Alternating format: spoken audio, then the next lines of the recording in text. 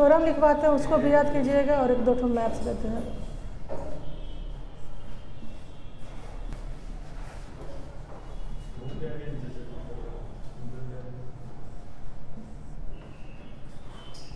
इसमें हम लोग अभी क्या पढ़े थे, इसके पहले एडिशन थ्योरी।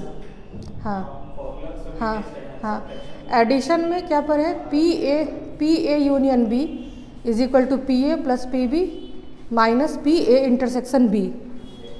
ठीक है, और भी क्या क्या फॉर्मूला था? हाँ, डैश का मतलब क्या होता है?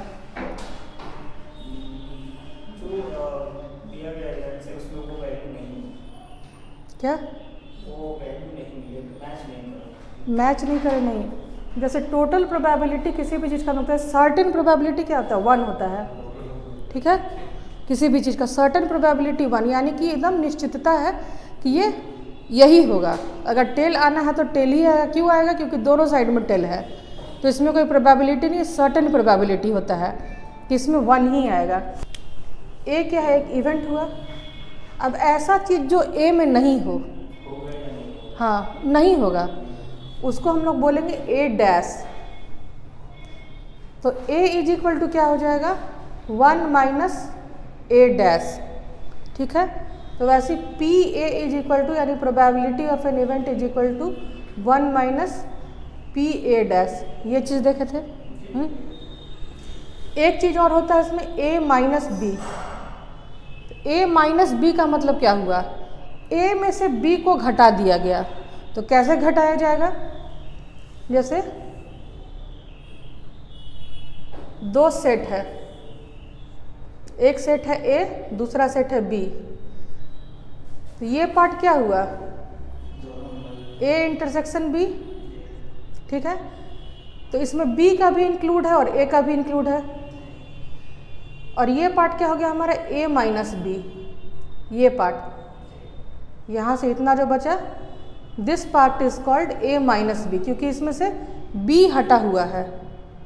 बी का इतना जो पार्ट है वो हटा दिया गया, और इतना पार्ट ये जो है ये हमारा हो गया बी माइनस ए। ठीक है, हाँ, इसमें ए का पार्ट हटा दिया गया। तो जब ग्राफ से रिप्रेजेंट करना हो या ऐसा कोई आएगा,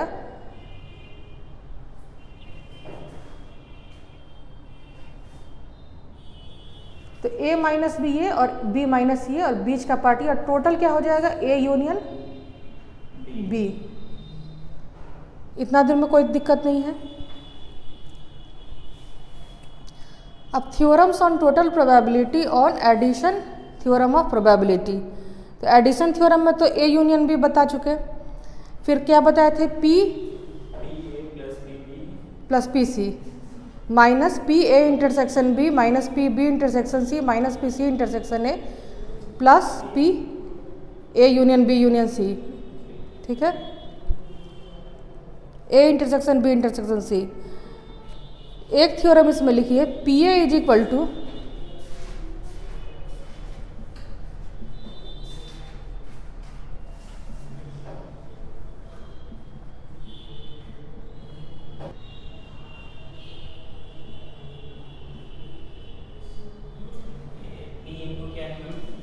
P A is equal to P A minus B और plus P A intersection B. इसको हम लोग ग्राफ से समझते हैं। पी ए क्या है, ये टोटल है, तो ये P A minus B plus P A intersection B हो गया टोटल पी ए। और पी बी जब लिखेंगे तो क्या लिखेंगे, अब आप बताइए पी बी क्या लिखेंगे? हाँ, ए इंटरसेक्शन बी। इंटू नहीं लिखते हैं उसको, ये इंटू नहीं होता। पी मतलब probability of event B minus A, P into नहीं बोलेंगे। Probability of B minus A plus probability of A intersection B, that means इसको शॉर्ट टर्म में ऐसे बोल सकते हैं, P B minus A plus P A intersection B. ठीक है, तो ये दो टर्म आज नया पता चला कि ए माइनस बी बी माइनस ए क्या होता है, और इस इंफॉर्मेशन के आधार पे हम पी ए और पी बी कैसे फाइंड करेंगे। इतना समझ में आया ना?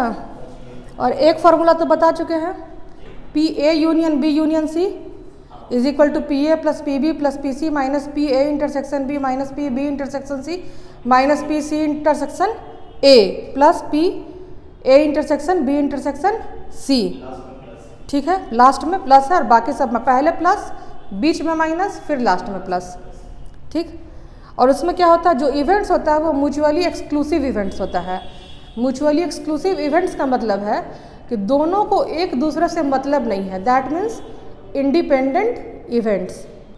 एक क्वेश्चन लिखिए, suppose N integer from 1 through 1000, 1 से लेके 1000 तक कुछ इंटीजर्स हैं, इज चूजन एट रैंडम, मतलब रैंडमली उसमें से चूज़ किया जाता है। 1 से 1000 तक कुछ इंटीजर्स हैं ऐसा मानना है, और उसमें से रैंडमली चूज़ किया जाता है। Find the probability that the integer is a multiple of 2 और ए मल्टीपल ऑफ 9। इसमें 2 प्रोबेबिलिटी निकालना है, मतलब पी ए और पी बी, 2 प्रोबेबिलिटी रहेगा कि एक 2 का मल्टीपल हो इंटीजर और दूसरा क्या हो, वो 9 का मल्टीपल हो। 1 से 1000 के बीच में सारा तो इंटीजर्स है, अब उसमें पी एम में निकालिए 2 का मल्टीपल, 2 4 6 8 10 12 अप टू कितना हो जाएगा 998 तक। ठीक है, जो कि 2 का गुणज होगा, 998 का 1000 तक, और फिर 9 का मल्टीपल है, तो 9 का मल्टीपल 9 18 36 54, इस तरह से 999 तक, तो वो करना है। और उसके बाद क्या करना, मतलब उसका टोटल प्रोबेबिलिटी, जब पी ए हमारा निकल गया 2 का मल्टीपल, हाँ, और पी बी निकल गया किसका मल्टीपल, 9 का मल्टीपल, तो पी ए और पी बी निकल गया। अब हम निकालेंगे पी ए इंटरसेक्शन बी।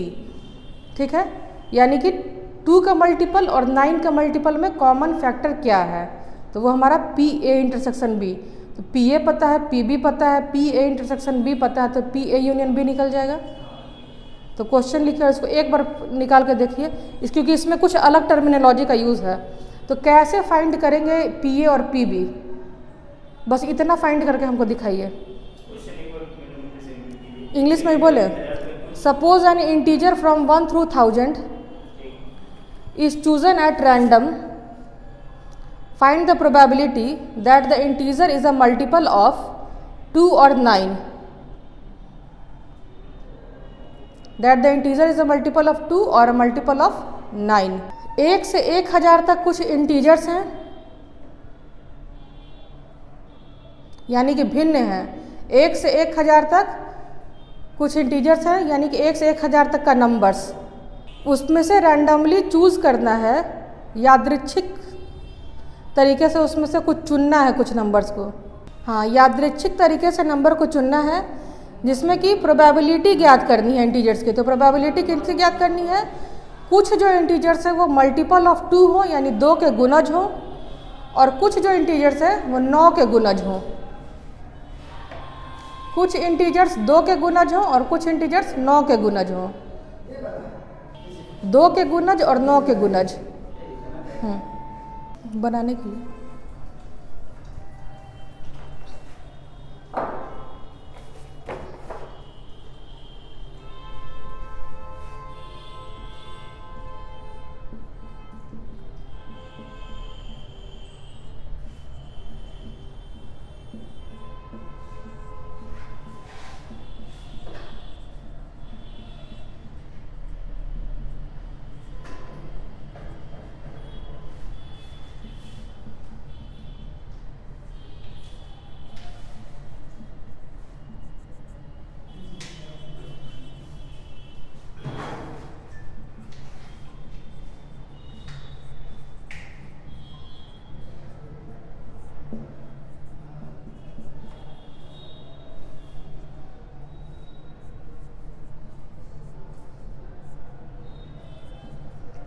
माना कि a ऐसे इंटीजर्स हैं जो 2 के गुणज हैं, तो a बराबर क्या हो जाएगा 2 4 6 8 से लगभग 1000 तक, और b ऐसे इंटीजर्स हैं जो 9 के गुणज हैं, तो b बराबर क्या हो जाएगा 9 18 36 54 अप टू 999।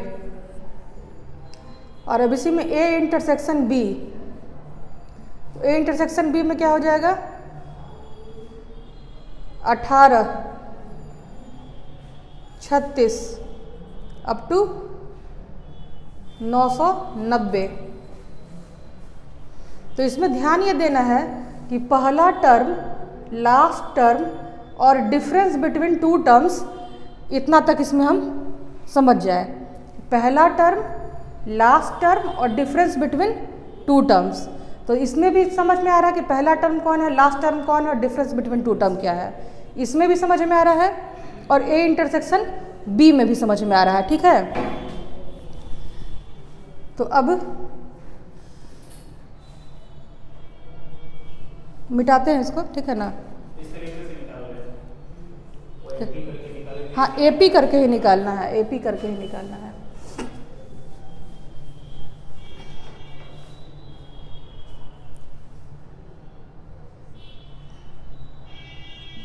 तो सेट ए के लिए ए बराबर कितना हो जाएगा 2, डी बराबर भी कितना हो जाएगा 2 और टी एन लास्ट टर्म कितना हो जाएगा 1000 और एन बराबर पता नहीं है हमको, जो कि फाइंड करना है। तो फॉर्मूला क्या है, टी एन बराबर A plus N minus 1 into D.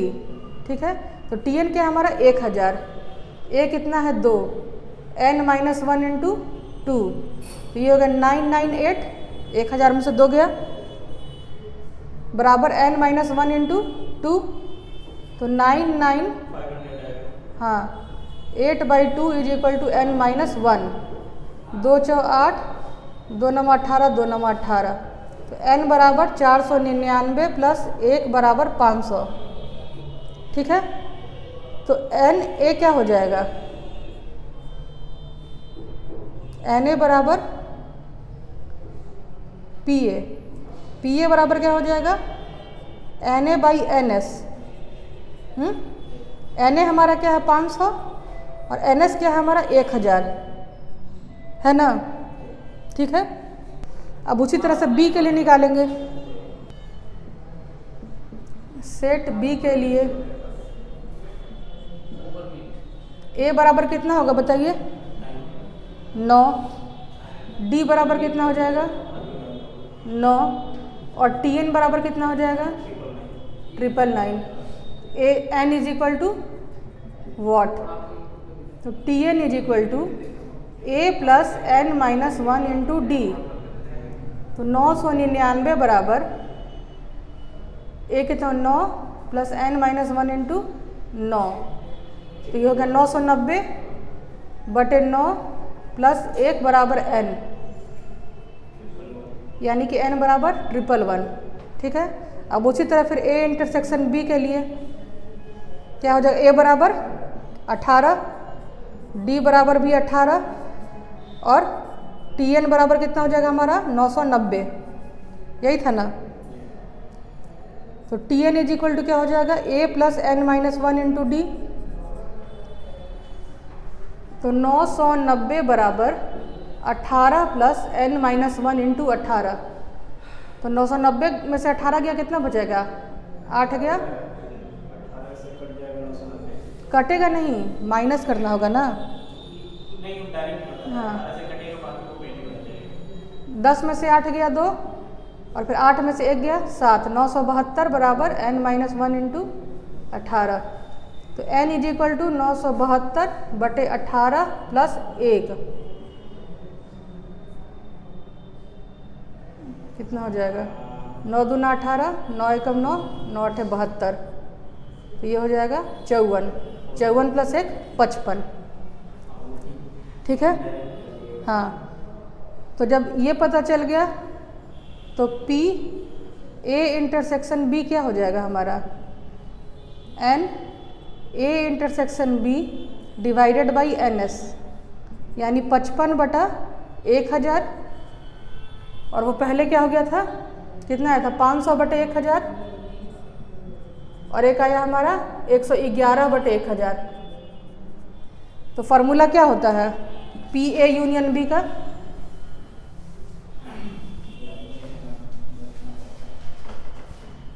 P A union B is equal to P A plus P B minus P A intersection B. तो पी ए हमको पता है 500/1000, पी बी पता है 111/1000 और ये पता है 55/1000। तो ये कितना हो गया 611/1000 माइनस 55/1000। तो 611 में से 55 गया तो 44, 611 में से 55 गया 600 में से 44, 10 में से 4 गया 6, 9 में से 4 गया 5 और ये 5, 556/1000। तो 5 से नहीं कटेगा, 2 से ही कटेगा, 2 दूना 4, 2 सत्ते 14, 2 अट्ठी 16 और ये 500। फिर कटा 250, हम 2, 2 तिया 6, 2 नम 18, 139/250 आंसर। ठीक है, इस तरीके से भी कर सकते हैं 139/250 और नहीं तो डायरेक्ट यहाँ पे 0.556।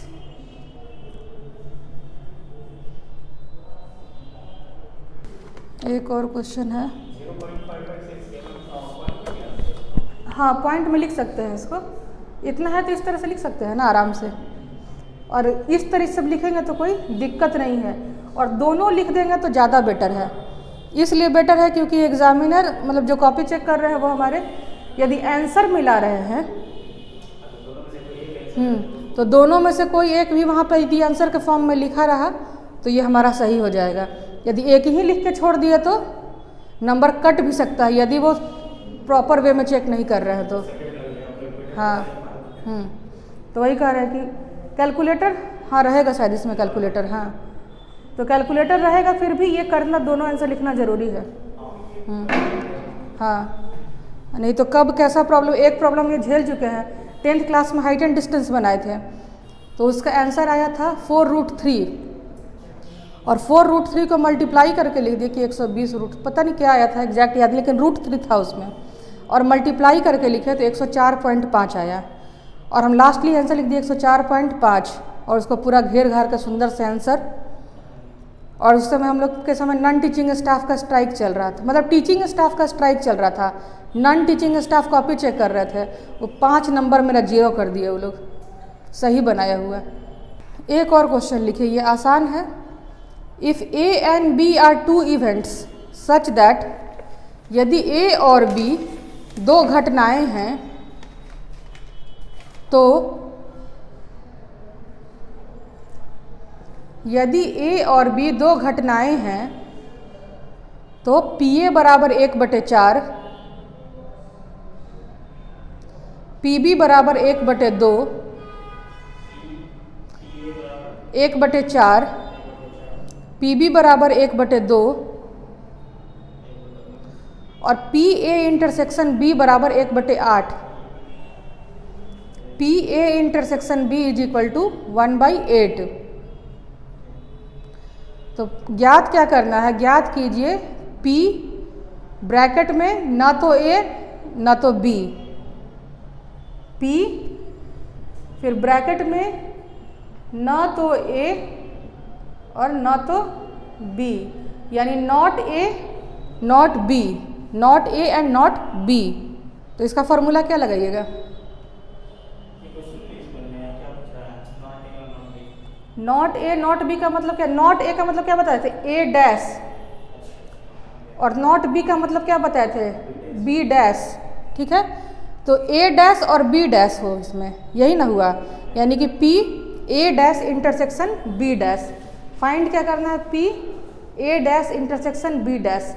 इसका कहने का मतलब है कि इस टाइप का जब स्टेटमेंट रहे कि पी ना तो ए ना तो बी, यानी P not a not be, तो इसका मतलब ये हुआ कि हमें ज्ञात करना है P A dash intersection B dash. हाँ, फार्मूला बेस्ड होगा, तो हम पहले आपको एक फार्मूला बता चुके हैं कि P A is equal to क्या होता है 1 माइनस पी ए डैश, बताए हैं ना।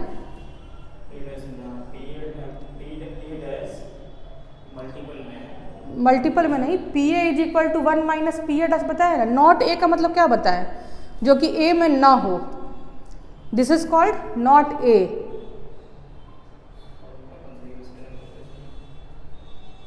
पहले पी ए यूनियन बी निकालिए ना, पी ए यूनियन बी निकालना ही है।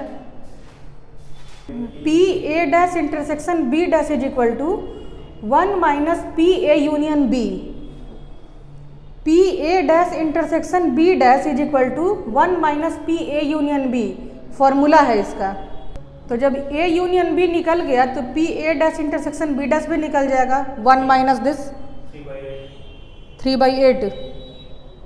हाँ 3/8 आया है, ठीक है। तो 2 क्वेश्चन आज हम लोग किए इस पे बेस्ड, और कुछ और क्वेश्चन ग्रुप में फिर भेज देंगे। 3 क्वेश्चन गया हुआ पहले से, सबको गया है ना। तो 3 क्वेश्चन पहले से गया है, 4-5 क्वेश्चन आज रात तक भेजेंगे।